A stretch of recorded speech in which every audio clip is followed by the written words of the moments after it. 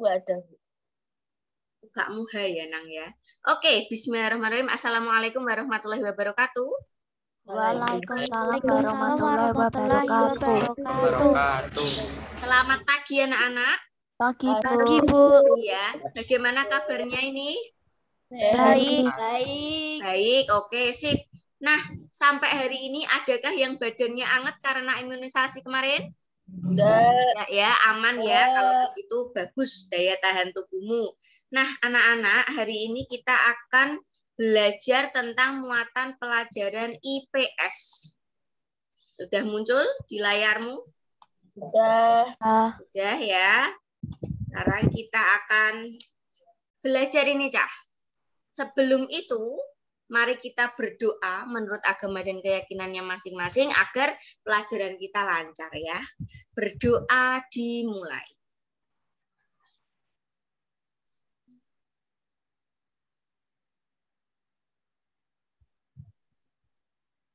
Berdoa selesai. Oke, Cah. Sekarang siapkan buku tulisnya masing-masing, ditulisi ya. Tebak gambar tanggal 12 November 2021. Tulis tema. Ya, di buku tulis tema. Buku tulis matematika kamu kan di Butika. Ya. Yang kemarin itu. Ya. Buku tulis tema, ditulisi dulu. Diambilnya besok, Bu. Diambilnya hari Rabu. Hari Rabu ya, Nang. Hari Rabu saja. Oke, sudah siap? Sudah, Bu. Ya, tebak ya. Siapakah aku? Aku Nomor orang. 1. Nanti Butika kasih clue. Butika kasih clue. Seret. Nah, Dokter Sutomo. tulis. Sut. Tambang. Tulis dulu ya. Siapakah aku? Beliau adalah seorang tokoh kebangkitan nasional, pendiri dari organisasi Budi Utomo. Ya. Oke, 10, 9, 8, 7, 6, 5, 4, 3, 2, 1. Timuk. Oke, Timuk. Iki sopo, Cah? Muhammad Yamin. Muhammad Yamin apa Dokter Sutomo? Dokter Sutomo. Iya, ini namanya Dokter Sutomo ya. Pendiri dari organisasi Budi Utomo. Diingat-ingat, wajahnya seperti ini yo, Cah. Giling-giling ya. Oke, yang benar dicentang goreng, yang salah dicoret ya. Terus kemudian soal selanjutnya nomor 2. Nah, siapakah aku? Beliau merupakan tokoh penggagas berdirinya organisasi Budi Utomo. Tokoh penggagas organisasi Budi Utomo. Oke. 10, 9, 8, 7, 6, 5, 4, 3, 2, 1. Timuk. Siapa ini? Amin. Wahidin Sudiro Husodo. Dokter Wahidin Sudiro Husodo. Dr. Wahidin Sudiro Husodo. Ini belum Muhammad Yamin, Nang. Iling-ilingin, Nang. Yo, ini jenenge Dr. Wahidin Sudiro Husodo. Diiling-iling ya. Gambarnya seperti ini tokohnya. Wajahnya ini. Soal nomor 3. Nah, ini pencetus bahasa Indonesia. Beliau merupakan ketua ketua Kongres Pemuda 1 yang diadakan di Jakarta tanggal 30 April sampai dengan 2 Mei 1926. Siapakah aku? Ya. Dia seorang wartawan, pencetus bahasa Indonesia, kemudian seorang ketua Kongres Pemuda 1. 5, 4, 3, 2, 1. Timuk. Oke, Timuk. Iki sopo jenenge? Muhammad Tabrani. Oke, betul. Jawabannya Muhammad Tabrani. Bagus ya, masih ingat ya, Muhammad Tabrani. Oke, soal berikutnya. Siapakah aku? Nah, beliau merupakan Ketua Kongres Pemuda II.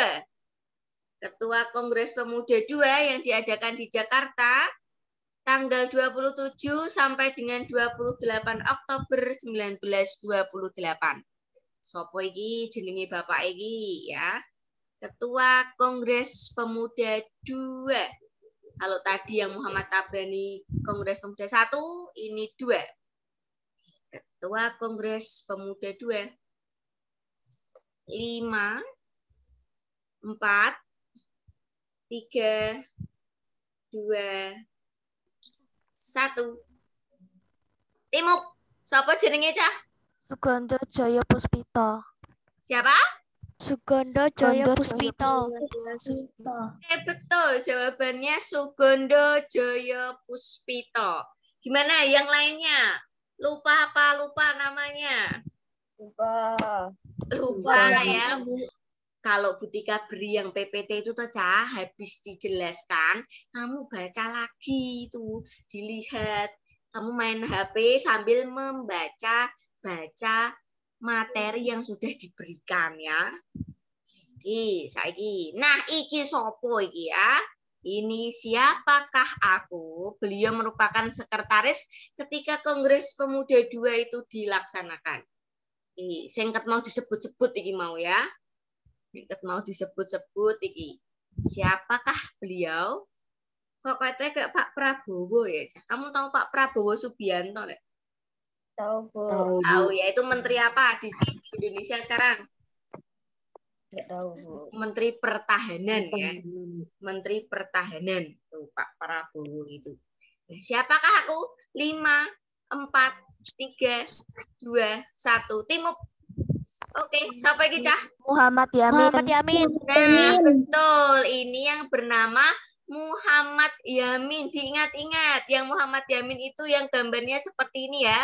Muhammad Yamin. Oke, Muhammad Yamin. Soal berikutnya, Cah. Nah, iki sopo? Beliau merupakan tokoh pencipta lagu kebangsaan Indonesia Raya. Tokoh kebangsaan Indonesia Raya. Oke, tokoh kebangsaan pencipta lagu Indonesia Raya. Neng neng neng neng neng neng neng neng neng neng. 5, 4, 3, 2, 1. Timuk. Sopo iki? WR Supratman. Iya, betul. WR Supratman ya, betul. Namanya WR Supratman. Oke, soal berikutnya lagi. Nah, ini gambar apa, Cah? Tentang apa ini? Ekosistem. Ekosistem ada apa di sini? Proses makan dan dimakan? Rantai makanan. Ya, rantai makanan, betul ya. Oke, bagus. Pertanyaan Butika, siapakah yang berperan sebagai konsumen puncaknya? Burung elang. Tulis. Sabar, tulis dulu ya. Siapakah yang berperan sebagai konsumen puncak? Konsumen puncaknya siapa? Oke, siapa anak konsumen puncaknya? Burung elang. Oke, kira-kira kalau ada rantai makanan seperti ini ekosistemnya di daerah mana, Cah? Daratan. Tepatnya di mana? Apakah di sawah atau di lapangan, taman? Sawah ya. Oke, ada padi dimakan tikus. Tikus termasuk apa, Cah? Konsumen tingkat berapa? Tingkat 1. Konsumen tingkat 1. Terus ularnya? 2. Nah, kalau padi namanya apa perannya? Produsen. Jamurnya jadi apa dia? Pengurai. Bagus ya, pengurai atau dekomposer. Sip, soal berikutnya. Ini belum muncul, Cah. Tunggu. Nah, ini elang ya. Soal berikutnya. Nah, iki hewan apa? Capung. Capung. Oke, betul, capung. Pertanyaan Butika. hewan tersebut bermetamorfosis secara titik-titik sempurna atau tidak sempurna. Capung sempurna atau tidak sempurna. Dia hanya melewati fase telur, nimfa, terus capung dewasa. Nah, gitu toh. Berarti dia sempurna atau tidak sempurna, ya. 5, 4, 3, 2, 1. Timuk, jawabannya apa? Tidak sempurna. Tidak sempurna. Oke, betul. Tidak sempurna ya, Cah. Oke, sip. Soal berikutnya. Iki, Cah. Apa iki? Lebah. Lebah. Oke, lebah. Hewan tersebut bermetamorfosis secara apa? Sempurna atau tidak sempurna kalau lebah? Ini ada fase pupanya, Cah. Udah? Oke, 3, 2, 1, Timuk. Oke, jawabannya? Sempurna. Oke, betul. Jawabannya sempurna ya. Lebah karena dia melewati fase pupa ya. Oke, Cah. Yang ada pupanya tapi dia termasuk tidak sempurna karena hanya berganti kulit, itu hewan apa? Masih ingat tidak? Kepi. Kepi. Oke, bagus. Masih ingat ya? Kepi ya. Nah, sekarang kita akan belajar tentang IPS. Kamu sudah selesai? Salah berapa? Adakah yang salah? 0? Salah 1. Salah 1. Ada yang benar semua? Saya. Oke, bagus. Ada yang salah semua? Ya. Ada ya. Ya, itu disimpan hari Rabu, Butika check and recheck. Nah, anak-anak, hari ini kita akan belajar tentang IPS, letak geografis, kenampakan alam, kegiatan ekonomi, nanti ada kenampakan alam dan buatan, pengaruh letak geografis, serta Indonesia sebagai negara maritim dan agraris. Sebenarnya ini sudah kita pelajari di tema sebelumnya ya. Masih ingatkah kamu letak geografis Indonesia itu di mana? Di antara mana? Antara Australia. Benua Australia dan benua apa? Asia. Oke, samudranya samudra apa dan apa? Pasifik. Kalau Butika tanya letak secara astronomis, masih ingat atau sudah lupa?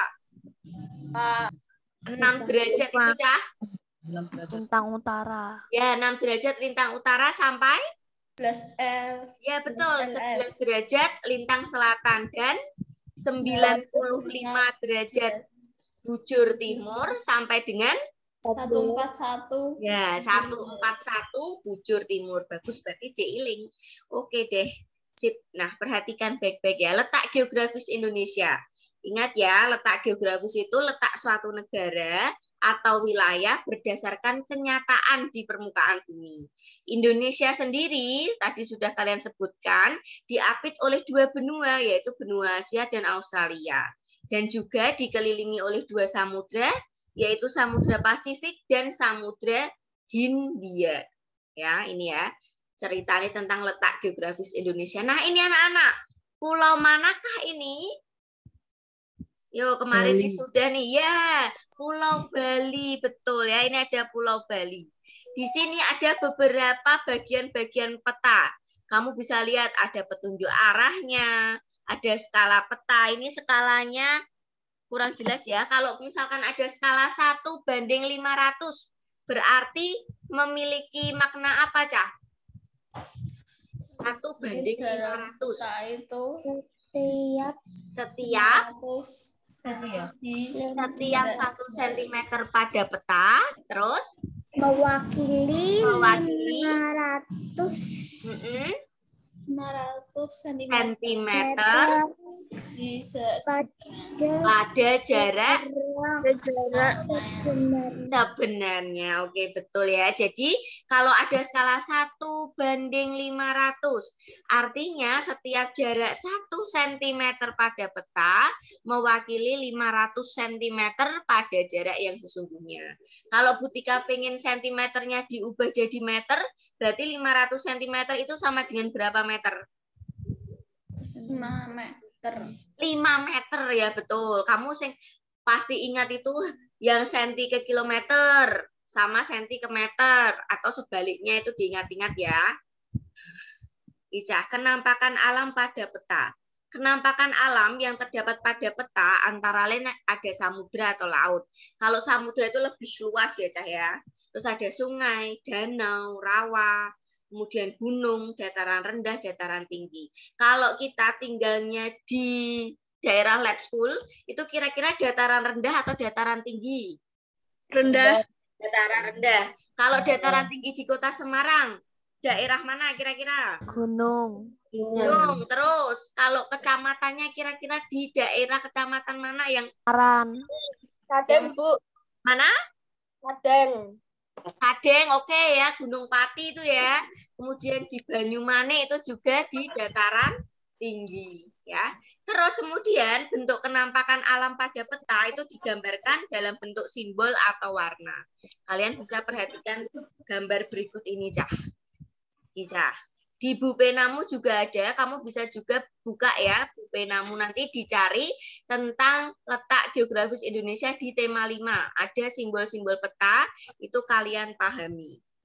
Nih, kalau ada gambar gunung, gambar segitiga, itu artinya gunung ya anak-anak. Kalau warnanya merah, ini tidak berwarna ini, Cah.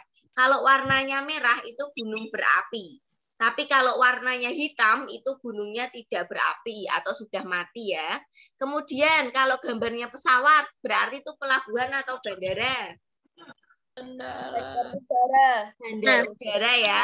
Tidak mungkin simbolnya itu pesawat, tapi maksudnya pelabuhan Tanjung Mas, itu tidak mungkin. Pasti kalau gambarnya pesawat, itu menjelaskan simbol bandara. Dan ini ada danau seperti ini, sungai, kemudian gurun. Ini kalian bisa baca di Bupenamu tentang kenampakan alam pada peta ya, atau simbol-simbol pada peta. Itu dilihat. Oke, Cah. Kayak gini, Cah. Butika lanjutkan lagi. Nah, ini. Kemudian kegiatan ekonomi berdasarkan kenampakan alam di sekitar. Kita juga sudah belajar ya, Cah. Misalkan kamu tinggalnya di pantai. Mungkinkah kamu tinggalnya di pantai terus kamu menjadi petani teh? Enggak. Mungkin kan? Mungkin nggak kamu itu jadi nelayan tapi tinggalnya itu di daerah pegunungan? Enggak mungkin ya. Jadi kegiatan ekonomi itu pasti berdasarkan kenampakan alam di sekitarnya. Misalkan ini ya, pabrik teh terletak berdekatan dengan kebun teh. Kalau kebun teh kira-kira di dataran tinggi atau dataran rendah? Dataran tinggi. Ya, di dataran tinggi. Jadi mungkin tidak kalau di daerah lab school kita mau menanam teh. Tidak mungkin ya. Bisanya kita minum teh ya. Minum teh di dekat di area lab school ya. Ini ingat ya anak-anak, kegiatan ekonomi ini dapat dilakukan di sekitar sumber bahan baku. Jadi misalkan tadi mau jadi nelayan sukses, berarti rumahnya di dekat pantai. Kamu kalau pergi ke daerah Tanah Mas ke sana itu arah yang utara dekat laut, itu pasti di sana banyak sekali pemukiman nelayan.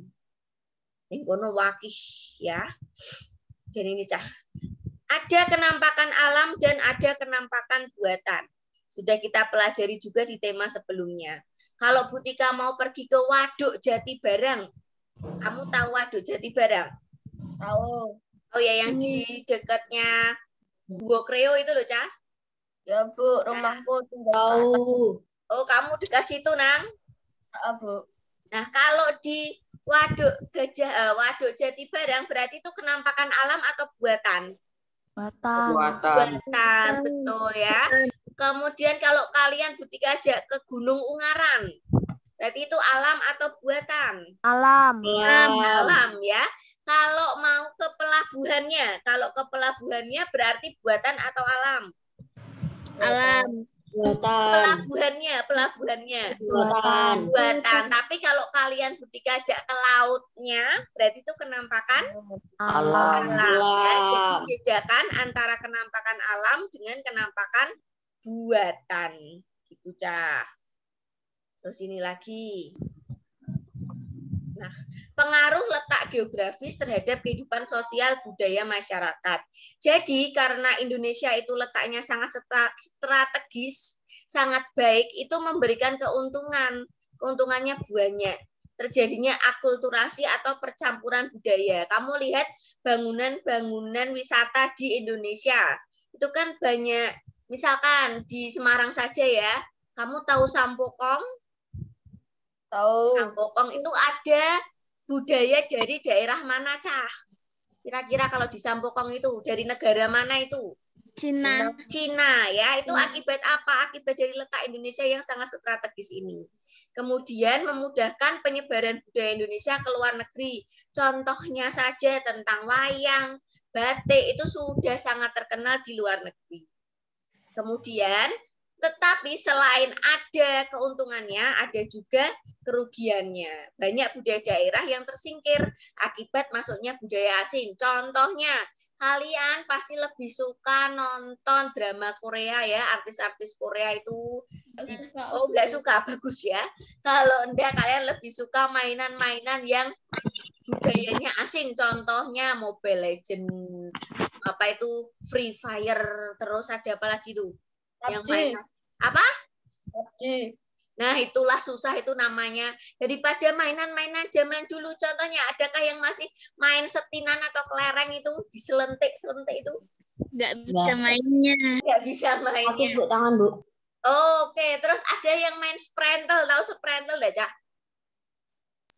Yang itu loh, tali dari karet, 2 tali tapi dari karet, terus nanti kamu lompat-lompat. Pernah lihat? Pernah. Atau pernah dengar? Pernah main, Bu. Pernah main juga ya, tapi sekarang sudah jarang ya anak-anaknya, apalagi posisi corona seperti ini ya. Nah, jadi seperti itu, Cah. Selain ada keuntungannya, pasti ada juga kerugiannya. Oke. Nah, masih ingat ya perbedaan Indonesia sebagai negara maritim dan agraris? Masih. Kalau sebagian wilayah Indonesia merupakan perairan, berarti maritim atau agraris? Maritim. Kalau agraris itu yang seperti apa? Sebagian besar ya, sebagian besar penduduknya bermata pencaharian sebagai petani karena banyak pertanian di Indonesia. Kamu tahu potensi agraris di Indonesia ini karena apa? Karena ketersediaan lahan yang luas, iklim di Indonesia yang mendukung, serta tanaman-tanaman yang unggul, yang bagus. Kalau yang maritimnya, pariwisata bahari yang menarik, minyak bumi yang melimpah, sumber daya laut yang beraneka ragam, itu adalah keuntungan dari Indonesia sebagai negara maritim dan agraris. Kalian wajib bersyukur, ya, Cah. Oke, sampai sini ada yang mau bertanya? Atau sudah jelas semuanya? Jelas. Sudah jelas semuanya? Oke, Cak. Jika tidak bisa berlama-lama ini. Ya, sampai sini dulu. Ada yang mau bertanya? Tidak. Tidak, sudah paham semuanya? Enggak, Bu. Sudah ya. Kalian, Bu Tika beri pesan, beri tugas untuk hari ini belajar dan bacalah materi yang sudah Bu Tika share di grup untuk di tema 5. Jadi mulai dari yang pelajaran IPA, kemudian Sumpah Pemuda, tadi masih banyak yang lupa ya. Gambare Sugondo Joyo Puspito diarani Muhammad Yamin. Itu kan kebalik ya. Misalkan ini, itu wajahnya Rama, tapi Bu Tika sebutkan itu Dastan. Nah, kan kasihan ya. Jadi itu harus misalkan Rama ya Rama, Dastan ya Dastan. Jadi kamu baca dulu ya. Baca kemudian dipahami. Jadi tugas hari ini adalah membaca. Oke, kelas 5 karena persiapan AKM, kalau yang mau ikut kejar bisa ikut kejar.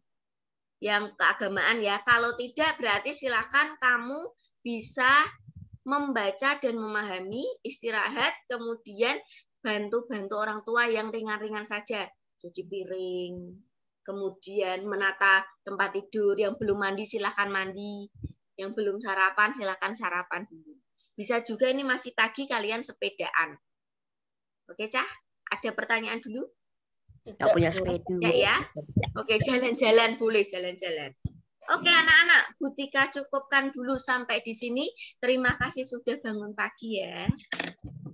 Kita bertemu yang 3 AKM berarti hari Rabu, yang AKM berarti hari Senin dan Selasa. Untuk sesi 1 jam 7 pagi sudah sampai sekolah. Jam 7 pagi. Untuk sesi 2 jam 12 siang sudah sampai sekolah.